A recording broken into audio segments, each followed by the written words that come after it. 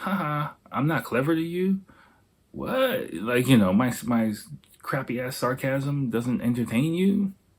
My tattoos aren't ironic? What? Hey everyone, I got another great episode in store for you guys. As always, my one request is that you like, comment, subscribe, hit the notification bell, do whatever it takes. Your comments really help with the algorithm, really helps get the podcast out to other listeners, other people who might not know about what's going down on here. So I really appreciate it. And thanks. Yo, hey, what's going on? Episode 164 coming at you. I'm really interested in listening, going back and listening to this. A lot of stuff. Drop a lot of gems. I might take some notes on some of this shit one day in the future when I write a book or something about this shit, because it's like I'm kind of dropping a couple gems on it. And I think you'll actually really enjoy it. So lots of links, just like we did before. Lots of supplemental information, a movie, other YouTube channels, a bunch of other shit, me rambling, me drinking. It's the whole nine. It's a lot. You're gonna love it. So enjoy. Yo, hey, what's up? This episode 164. I got beer this time. Some Father's Day beer. I got a Ebis. It's like a Ebis Dark. It's like kind of like a half and half joint. It's kind of really good, actually. Family knows what I like. I'm recording this a few days after Father's Day, but drinking on some of that this time, so which would be nice. Really great episode in store for you guys. Really looking forward to this. I've been compiling. It's a I don't know. I got a lot of shit. Okay, actually, some of the things, Joshua, Rod, as well. Some of the links that I said I wanted to get to, I'm kind of pushing that back to the next episode just for continuity purposes. I want to kind of stick with the dating theme. I got some really great feedback from everyone in the last episode. I was a little bit nervous about it, but everyone's like, "What the fuck are you talking about? This ain't shit," But the internet, man. Nowadays, the internet, I don't know what the fuck is going on. So whenever you start talking about women and shit, like, cancel people come out. So, but, nobody gives a fuck about this podcast anyway. So I think I'm in the clear for now. Hopefully the camera's on center. I think so. I feel a little bit off center. I checked it, but just in case, let me move over a little bit. Okay, so I psychologically feel, now I'm probably off center actually, but psychologically I feel like I'm on center, so I won't have to really worry about it. Also, by the way, my back has been a little bit bothering me. I think I tweaked a muscle or something in my back about a week ago. So I'm kind of moving gingerly all week. I think I told you guys I tweaked my back before. I did it again, so I don't know what's going on. But hey, let me just drink. If I drink, I won't think about it. But tomorrow I'm off, and Friday I'm going out to meet Jeff, and we're gonna have lunch and just hang out for a little bit, which would be really cool. Everything has kind of opened back up here in Tokyo, so we timed our meetup really perfectly, just so that he said he can't drink, so I'm gonna drink. So I'm practicing now because I haven't really been drinking recently, but it'll be good. It's not gonna rain, so it should be a really fun afternoon of just hanging out, bullshitting with him. I'm probably not gonna do anything special like last time. We'll just probably eat, talk. He said he has some other work to do, so it's all good. It's all good with me. I'm like, I'll drink for both of us. So, which means I can take it easy. I asked my family, because I'm recording this like after midnight. Excuse me, just organizing the links and setting everything up after I got back. I worked late tonight, so just doing all this shit, like, took me a while to get, because I've just been compiling links, like I said, which is really good. I think, this format of the podcast really works well, especially with dating advice, which we're doing, with dating advice and things like that. Oh, shit, I'm rambling. Oh, yeah, okay. I forgot the order that I recorded this shit in. I was like, wait a second, I'm starting the episode. But if you don't know, generally I record the intro first, or, the call to action. asking you guys to like, comment, subscribe. Please do that now if you haven't done it. I'll give you a second. Okay, you did it? Okay, thank you. And yeah, then I record the episode, and at the end, after the episode, I record the intro, just so that because I know what the fuck I talked about. And then editing, I kind of put it in the correct order. So yeah, so that's it. Yeah, my back's been a little bit tweaking me, but I'm rambling. I don't know what the fuck I got lost. Wait, let me just drink some beer. Give me a second. Let me get warmed up, y'all.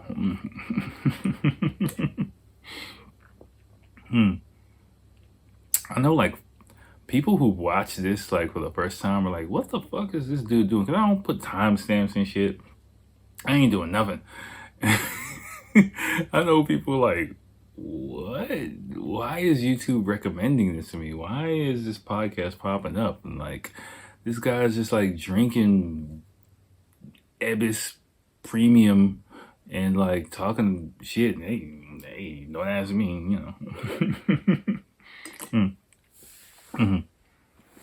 All right, but no, let me get going. Let me get into it because we really got a lot of stuff to cover. A lot of stuff to cover on this episode. But yeah, the links have been really flowing, and I really like curating. Oh shit! I coughed and burped at the same time, but scared the hell out of me. I was like, "Oh shit, it's over." This is the big one, But no. But no, like really, I'm really enjoying curating content for you guys. Plus some of the links that I have been taking in, but just working through YouTube's algorithm, especially organizing different links and stuff like that, and I just stockpile it during the week, and then stuff that I think I can use, and then just before I kind of separated it. So that's why some of the links from Joshua and Rod, it works better, I think, in the next episode. I can kind of weave it together a little bit better. It's a bit more serious, but I kind of want to, continue with the dating theme that we worked on last time, and I think that will, for continuity purposes, that's what I'm gonna do. All right, so let me get into it. But of course, I got my notepad. But before that, let me drink some more beer. Let me drink some more beer before I get started on this big list. Running low on beer, so I'm probably gonna take a beer break at some point while we record. Just letting you know. Oh fuck, that's good. Oh, that's so good. Okay. All right. So here we go. In the links, wherever you're consuming this, the first couple of links are just some random shit that popped up over the course of the week. First one is the Omakase series. Like, I believe I mentioned. It looks like an interesting series, actually. The interviews are really nice. I took a quick glance at it, and my suspicions were confirmed. I'm not gonna talk about that on this show because that series is about sushi and Japanese food, specifically sushi. It seems, and seafood related shit. But and there are like genuine sushi chefs from Japan on there, but it seems like they are mainly, from where I just jumped around and saw it, based in America. People who recorded it, America, Hawaii, and Japanese sushi chefs who moved abroad and established their own restaurants in foreign countries. I'll just say that. Probably America, maybe, I'm guessing maybe Europe or something. But all the links I saw, all the interviews, all the parts I watched were in America at some point, either Hawaii or like New York or LA, shit like that. So it was an interesting series, like just watching it. I got sucked into the interview, listening to people talk about it and how they prepare stuff. But it doesn't really fit with the podcast because they're people outside of Japan. So I'm not gonna talk about it. I'm not gonna cover it on here, but I do think it's interesting information. Just for your own entertainment. It's like a bunch of episodes of that fucking thing too. I forgot how many episodes. I didn't even check, but it's a bunch of them on there, and they're pretty lengthy. So I just put the link for the whole playlist. So if you want to just chill out, if you're a foodie, especially, you want to know what's up with Japanese sushi in depth and stuff like that. Check that out. It's pretty cool. The bridge. This is a random thing about the longest price bridge in Japan, and this guy who's a pretty popular Japan YouTuber. I forgot. I didn't write his name down. I mean, I got limited space on my little, magnetic erasable pad thing.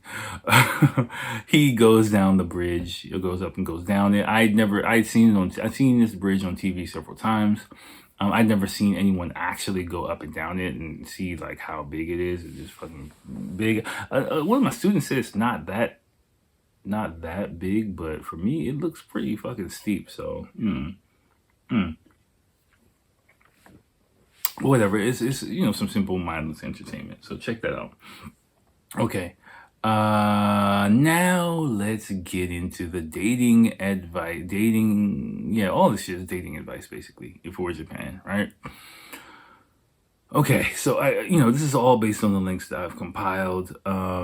Which one comes first? Hold on one second. Let me double check which one of these comes first. Is it... Okay, this one's the set that comes first. So I found an interesting YouTuber is okay. Asagi. Her name is Asagi, right? And she does a really good channel actually. I like her. Like I'm kind of noticing the algorithms either sharing it with me. It might become a trend. It might be a trend, or I don't know. Maybe because I've had a few YouTubers who were native Japanese speakers who do YouTube in English about Japan. I mean, that's maybe popping up, and it seems like, typically cute, attractive, fairly whatever level, attractive Japanese girls doing it might be becoming a thing also. I don't know, because another one popped up on my timeline, but she was kind of shitty and boring, so I didn't really share it. I was like, all right. I mean, her English ability was but what she was talking about, I was like, I looked through her timeline. I was like, you ain't really got much to say, so you gotta get the fuck out of here. But Asagi, she had some personality to her. She put some thought. She's not just in front of a camera spewing out generic shit. And so, I respect her for that. And I like some of the advice that she gave. So she gave 2 videos. One, 5 dating things she dislikes about dating foreign guys, and 5 things, 5 reasons why she likes to date foreign guys. And again, she's clearly over 25. I put her late 20s range. She looks late 20s.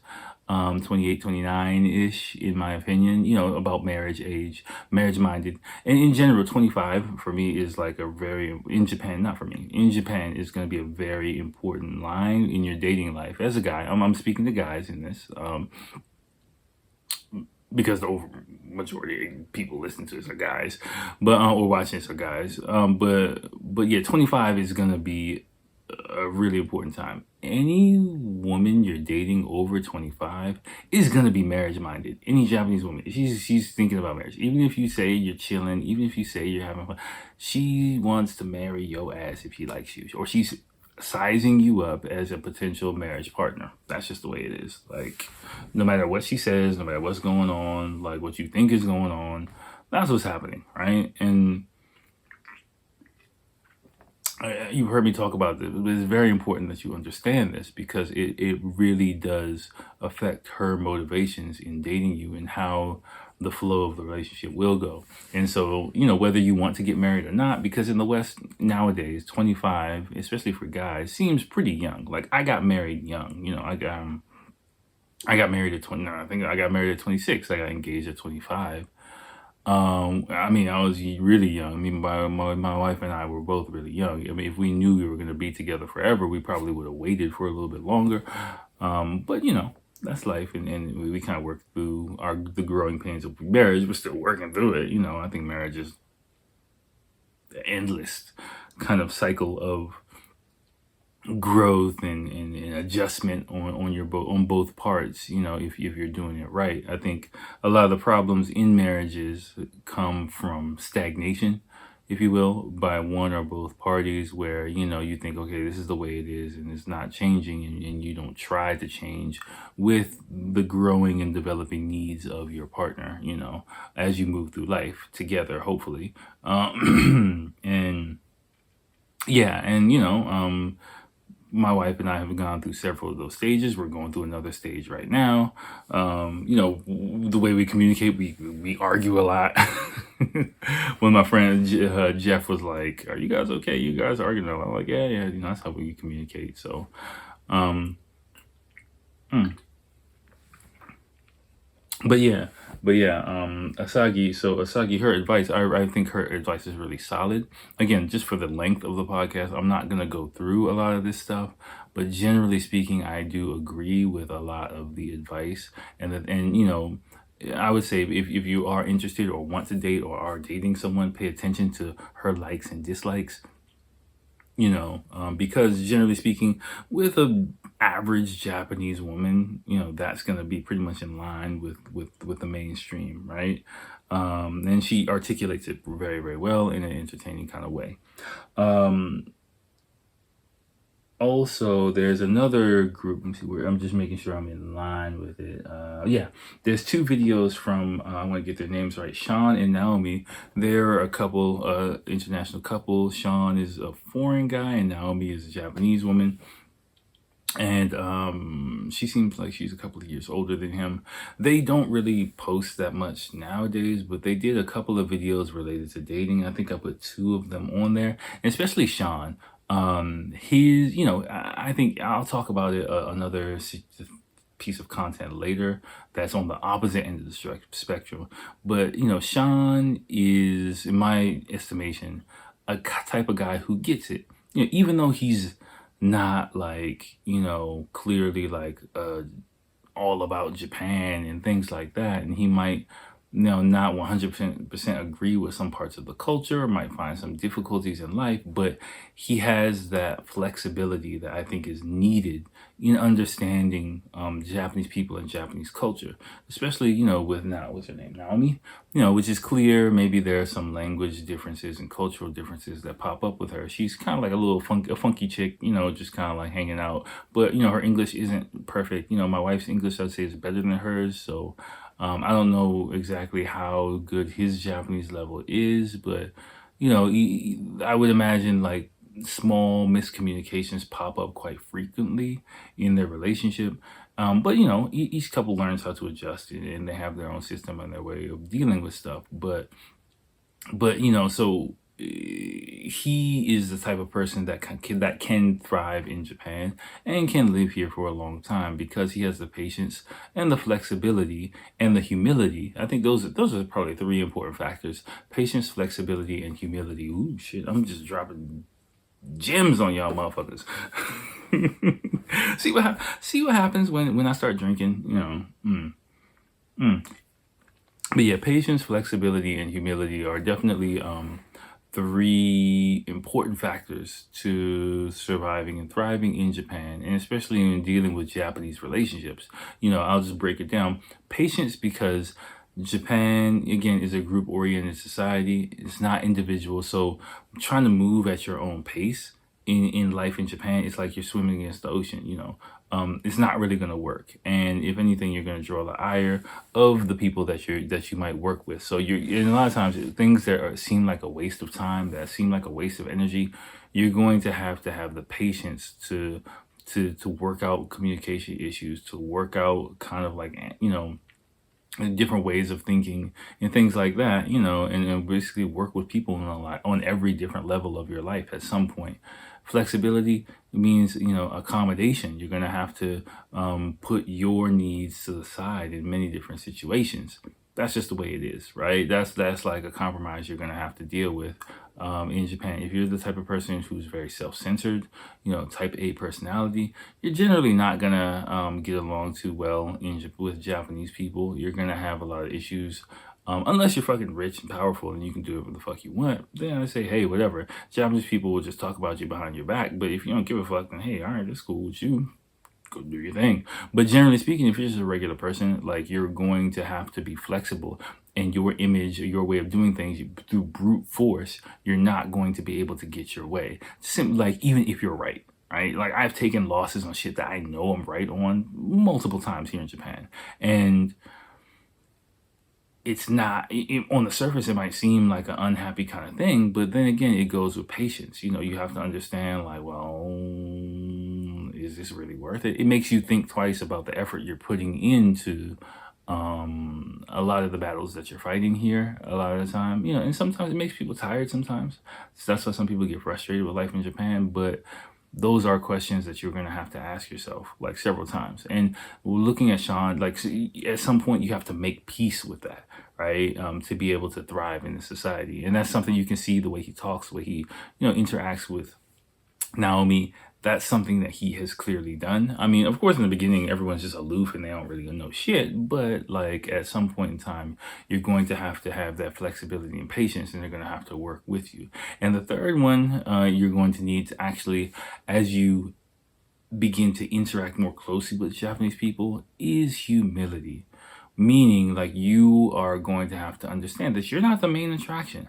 Like you heard me talk about you having the guest seat in a lot of situations, but you're not. You might have the guest seat, but you're never going to be driving the car. You know what I'm saying? Oh shit, I'm dropping dimes on y'all motherfuckers.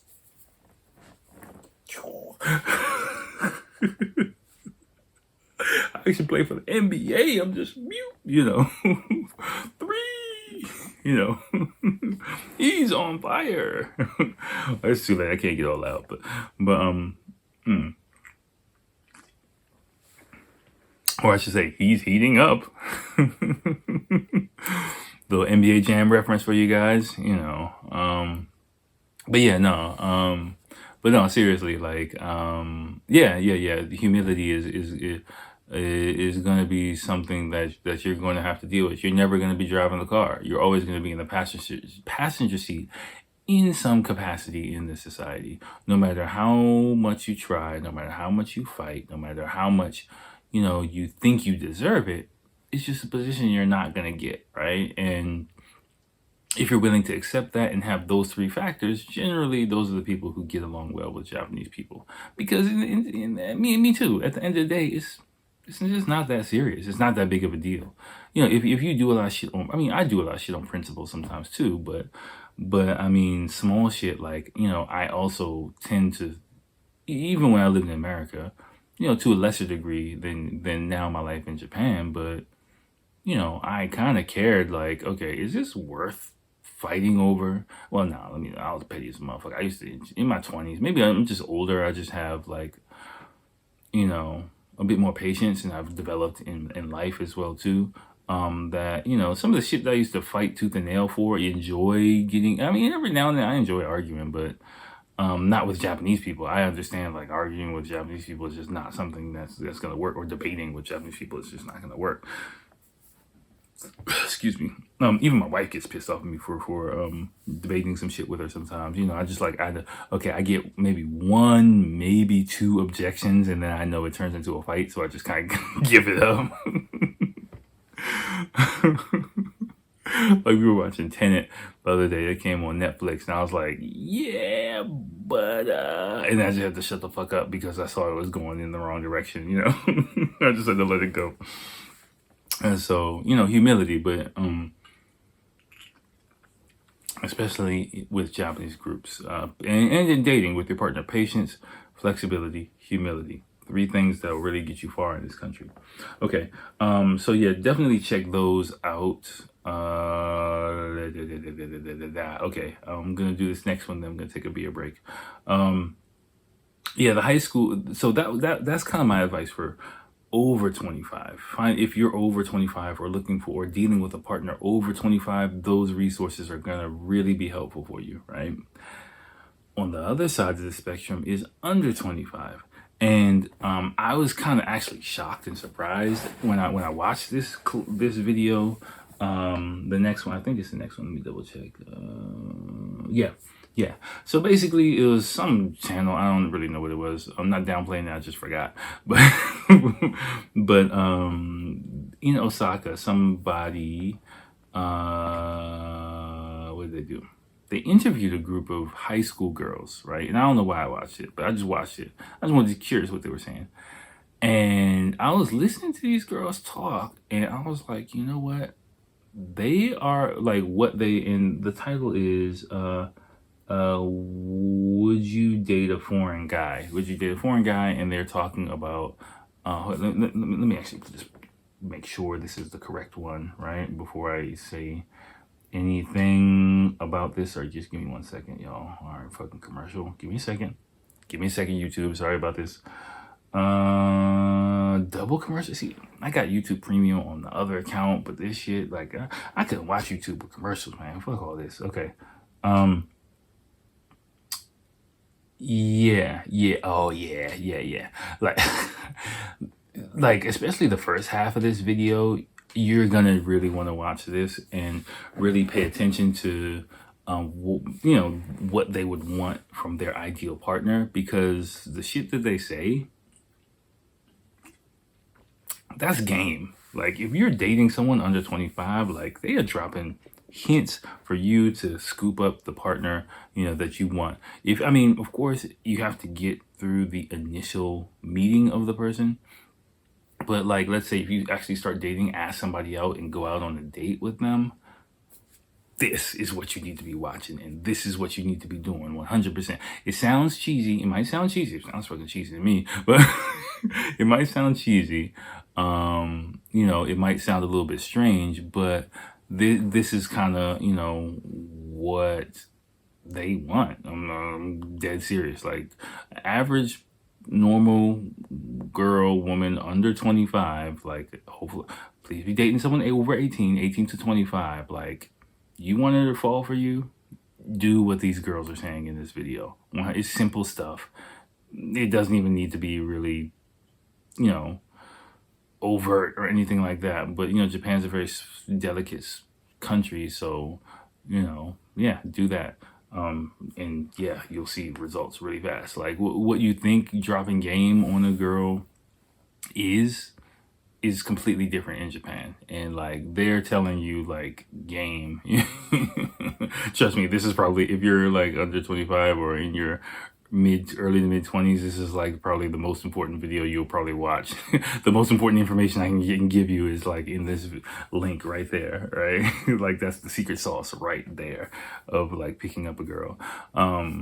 Not picking up, but just, like, getting with, going from, because the thing is, like, you talk about friend zone, like, in the West, we got the friend zone, you gotta, like, remember I said we're more overt, and, we kind of show how we are, I'm sexy, I'm tough, I'm cool, like, we try to exude that, but in Japan, people just are. So, generally speaking, like, in Japan, you will go from the friend zone, literally from the friend zone, to dating, which is something that really doesn't happen in America. But the average Japanese girl, that's what will probably happen. You'll start as friends, So my wife and I, we started as friends. Well, I kind of wanted to start as friends, but I found her attractive, of course, but I just wanted to take my time. But generally speaking, and I would say, like, that would be an easy approach. Just saying, like, hey, let's be friends. Let's stay in contact. Let's be friends. Let's hang out as friends. Sprinkle in some of the game from that, and then, it'll develop into something more, something that you want. If, of course, you've got reasonable skills. But one thing I want you to notice is that what they're talking about in this video, especially, is an important factor that you can't gloss over, is I think in the second half of that video, I remember they specifically talked about speaking Japanese being a big hurdle, right? And more than speaking Japanese, I would say communication is a huge point that you cannot ignore, right? Now, I've done this in the past, where there are ways initially you can get around it, where convincing someone that, hey, even if I can't speak Japanese, it's cool. We can communicate, is kind of a big thing. But generally, someone who's, like, if you meet someone and your Japanese isn't so great, her first reaction, her English isn't so great, her be like, I can't do it, but then you're going to kind of need to massage and negotiate the situation. I'm not going to give you any words or tips related to that, but I have done it. I have seen it done. So it can be done. It just depends on your skills. Like I said, it just depends on your skills.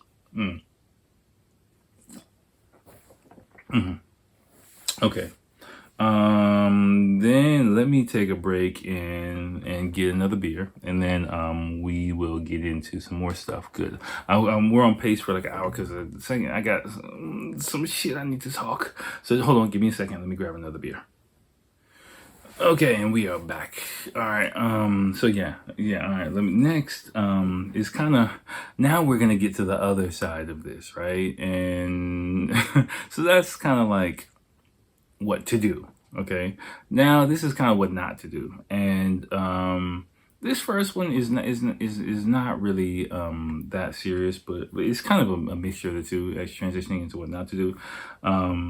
It's street interviews, right? And they interviewed a few people who are dating in Japan. Pretty interesting mix of people. The only one of these people really stood out to me, and it was the dude from Detroit. I'll probably try and put a picture, a screenshot of him, just to let you know who I'm talking about. Yeah, because the last episode, me putting screenshots in, I think really helped. Hopefully, it helped you guys kind of track down who keep track of who I was talking about. But yeah, the guy, I was surprised. I went back and just watched a second of it before recording. I was surprised he's been in Japan for 6 years. Just the way, I mean, he's doing him. Hey, no problem. But he again, he doesn't seem flexible to me, right? Just my first impression of him. Not saying he's a bad dude. He seems like a really cool dude. Someone who, like, if I was out, I probably won't have a great conversation with.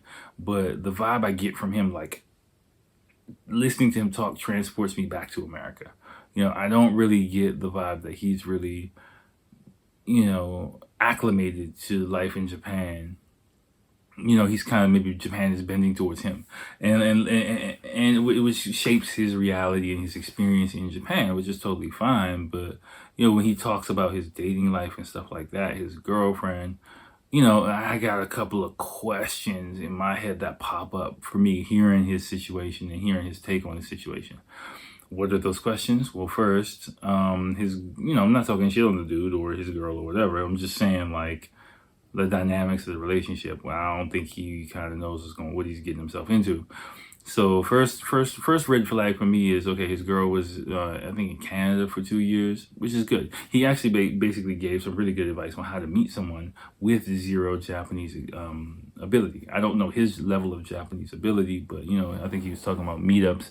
A lot of stuff you'll hear people talk about meetups and things like that, which is, I think, true. But that kind of opens you up to a certain type of Japanese woman, is what I would say. One who, English is really good, really hungry to improve her English. Possibility gaijin hunters might be in the mix, even if not, like, someone who sees fresh meat, sinks their claws into you fairly quickly, right? One way or another, either be approached by you or she approaches you, making herself available to you. You might think you caught her, but actually she might just be in the vicinity by chance, to be scooped up, things like that. All these things do happen. So your game and getting the chicks, sometimes it might be actually her game and you. I'm not saying that happened in this guy's case, but just the search situation of how it happened. It seems like maybe she kind of eyeballed him. The fact that he met her family, talking about meeting her family, I would imagine she's maybe late 20s, early 30s. He probably early 30s is what I would imagine from the way he talked about her. Excuse me, sorry about that. Which means she's extremely marriage minded. And it doesn't seem like he really picked up on that, because meeting her family and her parents, yeah, that's pretty fucking big. And just hanging out and drink. He's thinking we just hanging out and drinking. I'm talking with them, but it's like, no. I think he said he met the mom first. I can't remember.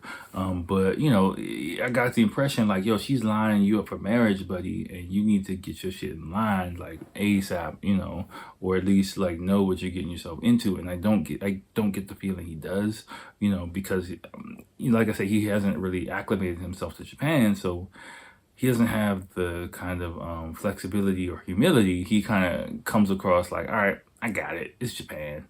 I know what's up, kind of thing. And it's just like,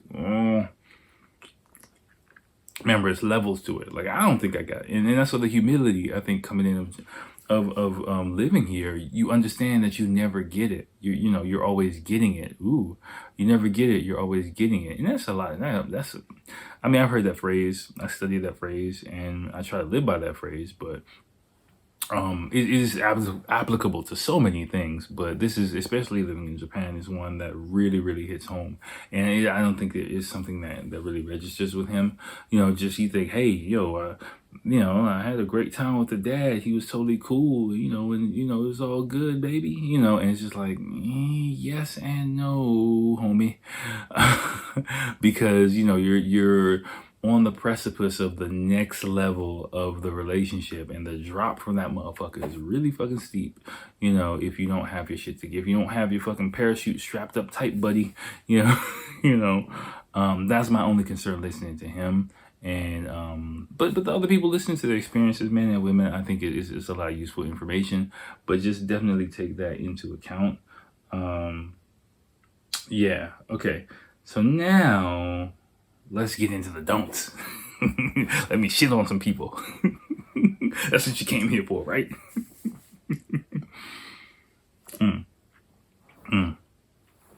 Okay.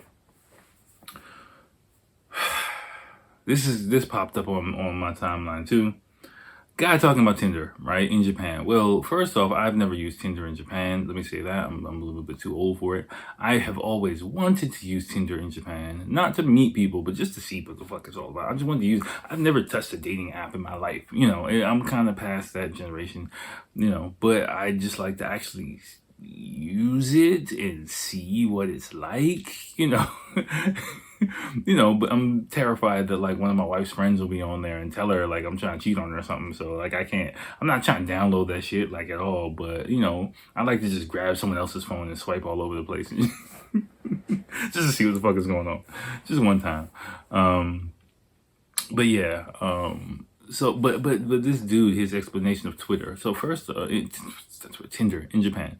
First off, his personality is the type of personality that Japanese people don't like. And I don't like him either. He is not humble. He's clearly not patient. And he's clearly not flexible, right? Like if you just listen to the way he talks, he has a very abrasive personality, you know, and clearly kind of self-centered, you know, even though he's in Japan for, I don't know what, to study some shit, but he clearly has in his mind, his set image of his world and his life and what he likes, how he likes to live it. And that's fine. I'm not gonna like, hey, do your thing, but to get along in Japan, like you will not be liked very much unless you change that type of attitude coming into this country. I think he said he's here for like a study abroad program or some shit, which is fine. He'll be treated as a guest in Japan. And as a guest, he has complete leeway to do all that shit. But generally people like that, once they start actually moving into the real meat and potatoes of Japanese society, get a rude awakening. It's like, wait, what? Y'all actually don't give a fuck about me and my like fucking shitty ass opinion? Haha, I'm not clever to you? What? Like, you know, my crappy ass sarcasm doesn't entertain you? My tattoos aren't ironic? What? Okay, I'm just being mean. Okay.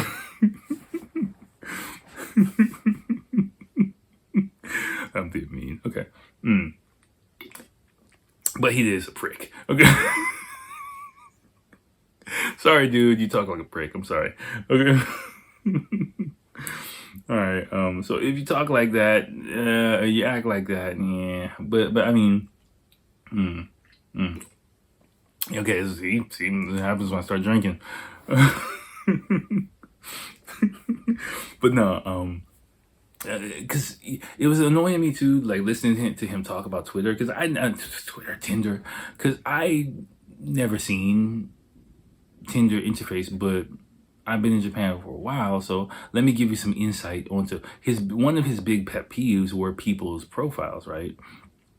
And he just couldn't understand it, and it was like very obvious to me why, for a few different reasons, where a lot of, like basically almost all of the profiles he watched, especially by Japanese people, they were hiding their face or had their back turned or showed food or things like that for quite a few reasons. And let me explain. I'd say probably three main reasons. So first one is Japanese. I've heard in my image Tinder, casual sex, hooking up, which was my impression is what Tinder is for, like outside of Japan, is not generally the main thing on Japanese people's mind. Japanese people are not really hypersexualized like Western people are, right? Again, Japanese people are. I mean, people fucking here. Yeah, people fucking. You hear about Japan's sexless and all. No, people are fucking. People are fucking here, but like they're not hypersexualized in the way that we are in the West, right? When you see someone, the first thing you're thinking is, oh, I want to fuck this person, or like, oh, look at their package, or whatever the fuck women think about, like, look at them titties. I mean, well, guys probably thinking, look at them titties, but we're not really actively acting on those impulses. Japan is, much more of a conservative society, so people aren't openly acting on those impulses as much. And you even heard me say, like, even people you might go out and have a one night stand with. Generally, a girl having a one night stand with you is thinking, I'm sleeping with this person now. I want to be their boyfriend. I want them to be my boyfriend. They're not thinking like, oh, okay, I'm just doing me and, hot girl summer. Like, no, they're just like, I'm like hot girl looking for a boyfriend, kind of thing. So keep that in mind, right? So that's the first thing. So the second thing is you got to understand that Japan is very small. And one thing people are embarrassed about is, dating apps and things like that still have kind of a stigma here. So someone being on Twitter, or God damn it, Tinder, if one of their coworkers or a relative or a friend or something like that sees them on Twitter, on Tinder, and now Twitter's just stuck in my head. Sorry, you guys. It can become an issue. It can become a problem. It can become gossip around the office and things like that. So to protect themselves from that, people hesitate to show their faces, right? Well, actually, those are the two main reasons. I forgot. Yeah, those are the two main reasons. So, and again, like I said, people just generally are shy. The third one, generally people are just shy. So, people are hesitate to openly show who they, their face, their personal data. Privacy is kind of a really important thing. The concept of privacy in Japan is, and showing your face, putting yourself out on social media is kind of a scary thing for everyone to see, for a lot of people. So, especially in that context of Tinder. So that's why generally you won't really get someone's face until you start interaction with that person online, is what I would say. My first guess would be. So yeah, you're gonna have to judge based on a jawline or based on body or something like that. And my advice, just understanding the dynamics of how Tinder work. I say if you see someone, you gotta judge basically based on the app. Like for me, you gotta use your imagination a little bit, right? I'm trying to put, like, I watched his video a few days ago, so I'm trying to think back to some of the profiles he swiped on, but because that's my first time watching like the interface of Tinder, literally, but I forgot which one is. I think I forgot swipe left. Is swipe left? I don't even know. Swipe left. One of those swipes, left or right. I think left is you don't like the person swipe. You like, fuck. I'm old. I don't know. Okay. But anyway, for me, any food profiles, just showing like food, like, if it's not like desserts, if it's desserts, I would probably swipe right, maybe, which means I think you like the person. Desserts, yes.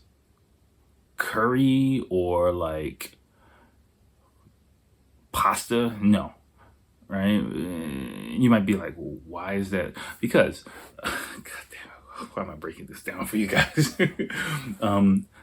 curry or like pasta or like every sandwiches or like everyday food like that meat is kind of like plain food, right? So that kind of means like the person has generally plain interests, which might mean they don't really have so much care in their appearance. I mean, not saying like they're a slob, but they might just be like an average person. But dessert is more of an accessory. Think of dessert is more of an accessory, right? So cakes and stuff like that are more accessories, meaning a more girly type person, more outgoing type person, cutesy cutesy kind of person would kind of show those kind of things, um meaning she might be one who might take care of herself a little bit more, might be a little bit more classy, prettier, have a little more makeup, a little more style, a little more flair to her. So I would take a risk on that one. Also take a look at the location of the person, not really the person, of course, their body shape or whatever, their clothes, but the location. Something taken outdoors might be more of more of an outgoing kind of person. Someone doing like a yay kind of pose. Someone taking a picture with their friends. Two girls, of course, both blocked out. 50-50 for me. It depends on you and the type of person you are. For me, if I saw two girls smiling with their faces blocked, I'd say no.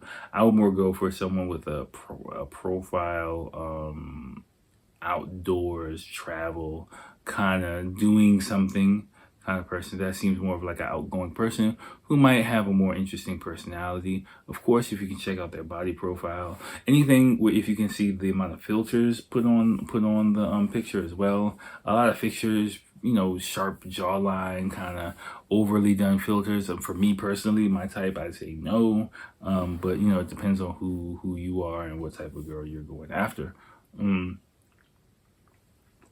But you're going to be swiping at a lot of photos without pictures. That's just like a Japanese thing, like all over across the board, generally speaking.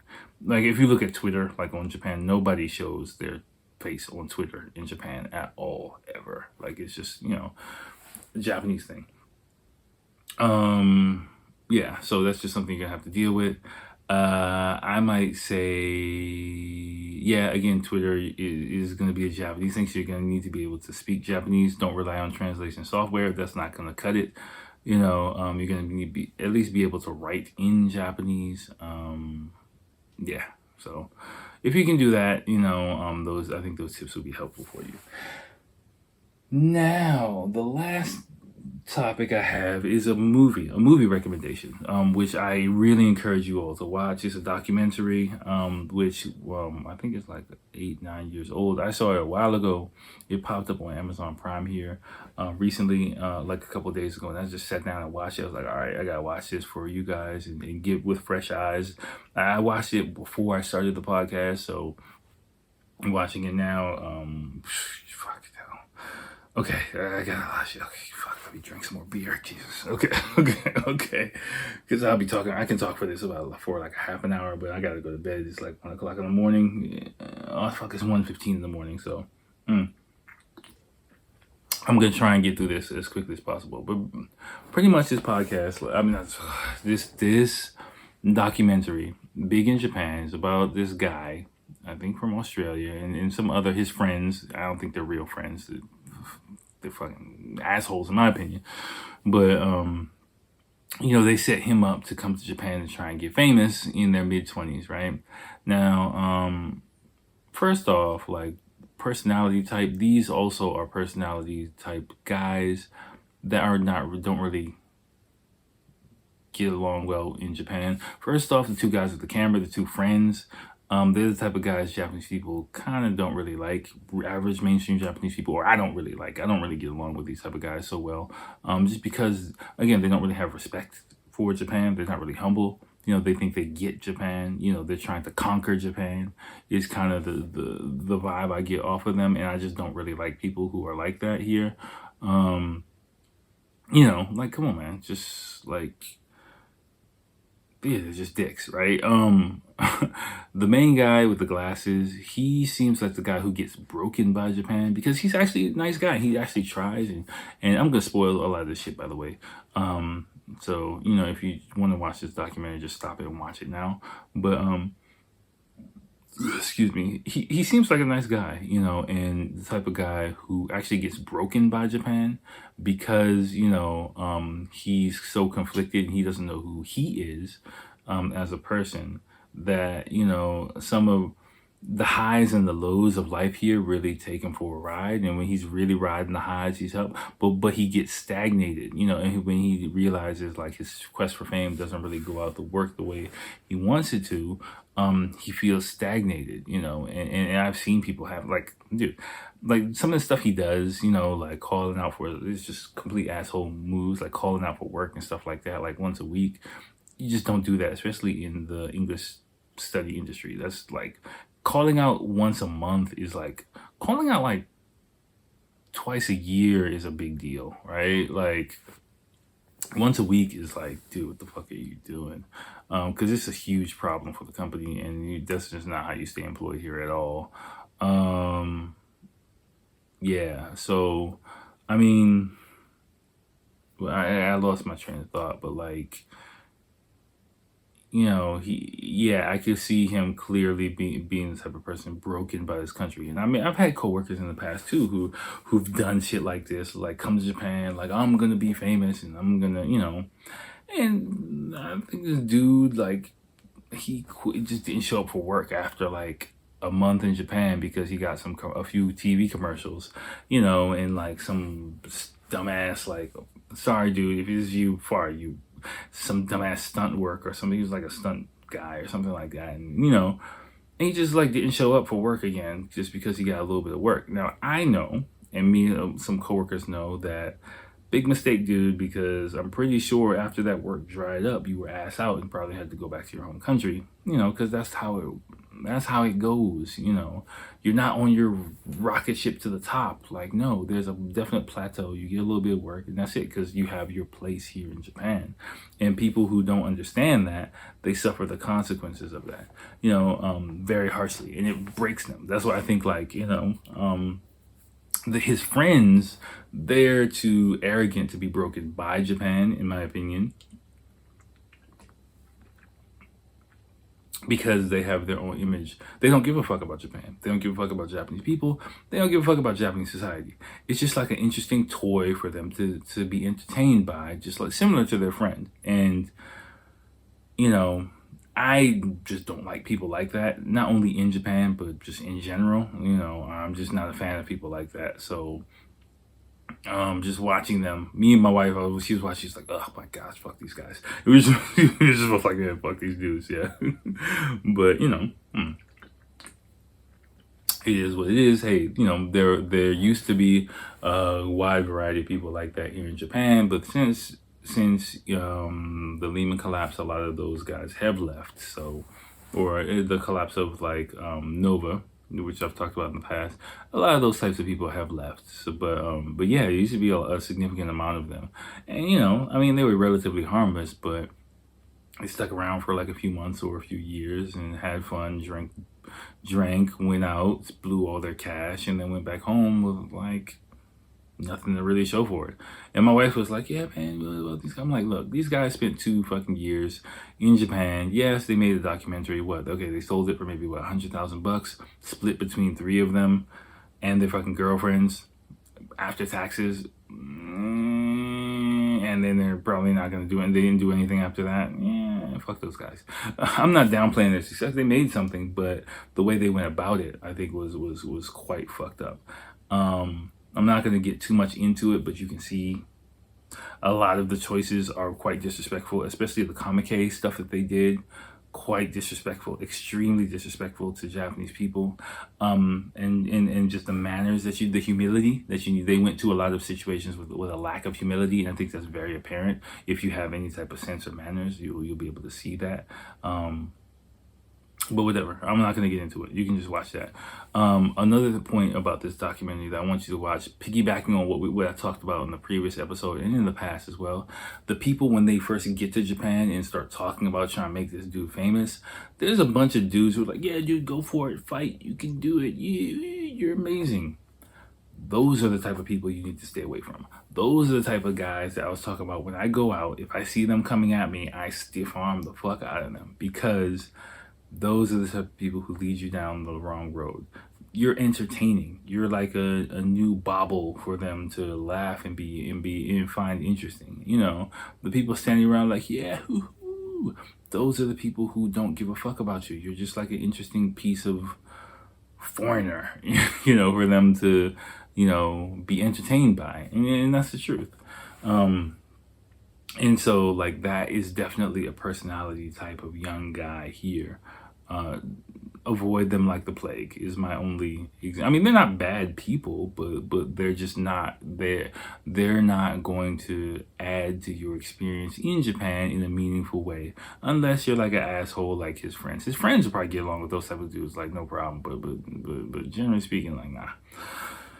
One more thing I really want on the other side of that is Bob Sapp. He spent like, and my wife and I, we joked, like, we were like, yo, this is actually Bob Sapp's documentary. I'm pretty sure like that's how they got to film Bob Sapp, because they were like, yo, we want to do a documentary about you. But to be honest with you, it is Bob Sapp's documentary, and he really is the star of this fucking thing. Because if you really watch, like, and I remember that was me first hearing him talk. He understands the balance. He has humility, he has respect, and he has patience if you really watch him. And it really comes full circle, like, into those three concepts. Now I'm happy like that worked out. But him, the way he talks, deals with Japanese people, he understands his place in Japanese society. He understands that, he's taking a back seat. He's riding in the car is going full speed, and he's collecting his ducats, he's collecting his his pay from that, but he's not getting high on his own supply. He understands, like, people love this commodity of me that I can supply to Japanese society, and he doesn't really feel used by it, because it's a mutual kind of thing. I'm providing the service to people are giving me this. But at the same time, these people don't love me. They love the concept of me that I have given to them, and to a certain extent, we all do that here. Like, I do that in my job. I try to do it in a way that's most honest to myself as possible. But I do have a switch that I flip. I think we all do, especially as an English teacher. You learn how to flip that switch. Of interesting conversationalists. Like, I don't have a day where I'm just like, I don't really feel like talking at work. No, I have to be on in that way. Like, that's my job to do that, and you become very good at that. That's how you become an interesting conversationalist. That's what I said. A person who's like an alcoholic weirdo will probably give you the most interesting conversation that you've met if he's been an English teacher in Japan for a significant amount of time, because they know how to be entertaining, engaging, and amusing. That's just like what you learn as a byproduct of the type of job that I do, and I would say Bob Sapp as well. Like, he understands, like, the mannerisms and the manners and the atmosphere that he needs to project to both entertain Japanese people, but also not frighten them. So he knows, he's very, very well aware of, the mechanisms that he needs to, the switches that he needs to flip to kind of progress and be the type of person that he needs to be to get what he needs to get in Japanese society. But at the same time, he understands it's a very isolated experience, that the people don't really know him, but he doesn't, but he's a very interesting person, like, watching this, because he doesn't blame Japan for that. He doesn't have the ego to say, you need to understand me. You need to love me and understand me as the person I am. He's like, no, this is not the real me. You love the character. You want to understand me, but you only know the character. And you actually don't know the real me, and you don't want to know the real me. You want to know the character, but the character is not me. And so he can kind of keep some distance between those two, and he does it in a very, very, I think, masterful way, in a way that listening to him talk behind the scenes, not just like, he's like, like black people, he's not cooning or he's not clowning himself or things like that. On the surface it might seem that way, but he's definitely portraying a character, and he understands that, like, that's a character that has become very lucrative for him, and he signed up, and he knows what he signed up for, and he takes the good with the bad. He knows he always has to be on, because I was thinking about it when I was taking a bath. Like, Japan is a very interesting country, because it's a very deep country on a lot of levels, but it's also an extremely shallow country on a lot of levels, right? It's those two extremes. And so if you can operate in both extremes, effectively you can get along here. But the people who who want to have that middle, they want to be both, they don't want to be shallow and they don't want to be too deep, and they just want to operate in that kind of gray area, they have the biggest problems, right? You got to be able to switch it on, switch it off, and accept your role. Know your role and shut your mouth. All that shit. Like, but really, like, that documentary, for a few different reasons, helps with your dating life, helps with your understanding of Japanese people, types of people not to be around, and gives a really interesting case study of a person who's successfully been able to navigate a lot of different levels of life here. In a way, I think maybe without much Japanese skill, but in a way that he finds, like I was saying, I'll tell my wife, like, one thing about Japan gives you a slot, gives everyone, I think everyone, a slot, here, this is your English teacher slot, this is your salaryman slot, this is your construction worker slot. Don't try to stretch it or go beyond it. This is you in your little cubicle or your little honeycomb cell in your in life of the beehive or whatever, and you can work it to the best of your ability. Now, of course, and if you try to stretch it or move beyond it, it becomes an issue. But if you have it, that's fine. Me personally, what I'm trying to do is I'm not trying to stretch or grow my slot. I understand this is my slot, but I'm also going outside of the beehive and trying to make my own thing. That is my mission, because I'm not happy with my slot. But I don't blame my slot. My slot is my slot. I understand that. And so my job is not to change the slot as it is to make a different slot, make my own slot somewhere else in my own niche of Japan, is kind of what it is, and Bob Sapp is working his slot to the best of his ability, and he's working it extremely well at an extremely high level, or he has been. He might be retired, and you can see he's reaped the benefits of it. And because he knows these people are not gonna love me forever. They're not gonna love a 65-year-old Bob Sapp. They might roll him out in a wheelchair every now and then, but he knows, like, there's an expiration date on his services, and that's why he was milking it, as much as possible. And I really, really respect it. My wife as well too. She's like, wow, like, really respect that guy for that. And because he's a strong person and a clever person and not conniving as well. But yeah, it takes a special kind of person to do it in those three elements. So I think that's a really interesting case study of that. So all right, let me leave everything here. About an hour long podcast. There's a lot of good stuff, a lot of content for you to sort through. I think well over, I'd say, 2 hours of supplementary stuff for you, which I think is great. I feel really good about. Again, let me know what you think about it. Yeah, I'm gonna just leave it there, finish my beer, and get the fuck out of here. All right, y'all. I'm gonna holler at you next time. Peace.